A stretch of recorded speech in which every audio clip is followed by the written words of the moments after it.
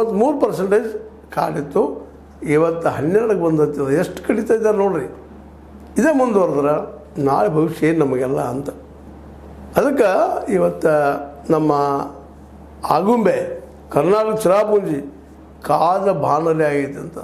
ಕಾದ ಫುಲ್ಲಾಗಿ ಕಾಯ್ತಾ ಇದೆ, ಪೂರ್ತಿಯಾಗಿ ನಾಶ ಆಗ್ತಾ ಇದೆ. ಅದಕ್ಕೆ ಈ ಒಂದು ವಾತಾವರಣದಲ್ಲಿ ಬದಲಾವಣೆಗಳಾಗ್ತಾ ಇದ್ದಾವೆ. ಇವು ಒಳ್ಳೆಯಕ್ಕೂ ಕೆಟ್ಟದಕ್ಕೂ ಅನ್ನೋಕ್ಕಿಂತ ಕೆಟ್ಟದಕ್ಕಂತ ಹೇಳಬೇಕಾಗಿದೆ. ಯಾಕಂದರೆ ಬದಲಾದ ವಾತಾವರಣ ನಮ್ಗೆ ಭಾಳಷ್ಟು ತೊಂದರೆಯನ್ನು ಕೊಡುತ್ತದೆ. ಹೀಗಾಗಿ ಇವತ್ತು ನಮ್ಮ ಮುಖ್ಯಮಂತ್ರಿ ಅವರು ಈ ದಿಶೆಯಲ್ಲಿ ಹೆಚ್ಚು ಚಿಂತನೆ ಮಾಡಬೇಕಾದ್ರೆ ಅದ್ರ ಜೊತೆ ನಮ್ಮ ಮೀಡಿಯಾನು ಬಿಗ್ ಮೀಡಿಯಾ, ದೊಡ್ಡ ಮೀಡಿಯಾ ಇನ್ನೂ ಹೆಚ್ಚು ಇದ್ರ ಬಗ್ಗೆ ಪ್ರಚಾರ ಮಾಡಬೇಕಾಗಿದೆ. ಜನರಿಗೆ ತಿಳಿಸಿ ಹೇಳಬೇಕಾಗಿದೆ. ಯಾಕಂದ್ರೆ ಜನ ಎಷ್ಟೋ ವಿಷಯದಲ್ಲಿ ಅವ್ರಿಗೆ ಮಾಹಿತಿ ಇರೋದಿಲ್ಲ, ತಿಳುವಳಿಕೆ ಇರೋದಿಲ್ಲ. ಅದನ್ನು ಅವ್ರಿಗೆ ತಿಳಿಯುವಾಗ ನಾವು ಹೇಳಬೇಕಾಗಿದೆ. ಇಲ್ಲಪ್ಪ ಹಿಂಗೆ ಆಗ್ತದೆ, ಇದು ಭವಿಷ್ಯದಲ್ಲಿ ನಮ್ಮ ಮಕ್ಕಳಿಗೆ ಏನೂ ಇಲ್ಲಪ್ಪ ಅನ್ನುವಂಥ ಮಾತನ್ನು ಎಚ್ಚರಿಸಬೇಕಾಗಿದೆ. ಅಂದಾಗ ಅವರಿದ್ರ ವಿರೋಧವಾಗಿ ಹೋರಾಟ ಮಾಡಲಿಕ್ಕೆ ಸಾಧ್ಯದ.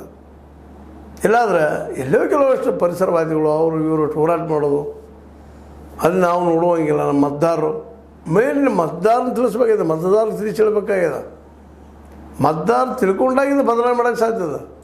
ಯಾಕಂದರೆ ಎಲ್ಲಿವರೆಗೆ ಮತದಾರ ಇವತ್ತು ನಮ್ಮಲ್ಲಿ ಎಷ್ಟು ಅದರಪ್ಪ ಅಂದ್ರೆ 90% ಜನ ಎಲ್ಲ ಏನಿದ್ದಾರಪ್ಪ ಅಂದ್ರೆ ಹಿಂದುಳಿದವರು, SC ST ಮೈನಾರಿಟಿ ಎಲ್ಲನೂ ಇವರೆಲ್ಲ ಕೂಲಿಗಳು, ಎಲ್ಲ ಕೆಳಜಾತಿಯವರು, ಕೆಳವರ್ಣೀಯರು ಇದರೆಲ್ಲ ಕೂಡಿದ್ದಾರೆ.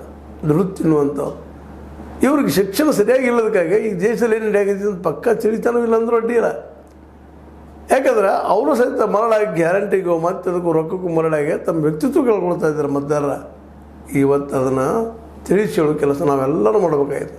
ಅದರಲ್ಲೂ ದೊಡ್ಡ ಮೀಡಿಯಾ, ಯಾಕಂದ್ರೆ ಅವರು ನಂಬ್ತಾರೆ ಹೆಚ್ಚು ದೊಡ್ಡ ಮೀಡಿಯಾದವರು. ಆದರೆ ದೊಡ್ಡ ಮೀಡಿಯಾದಲ್ಲಿ ಇವತ್ತು ಚರ್ಚೆನೇ ಬರೋದಿಲ್ಲ.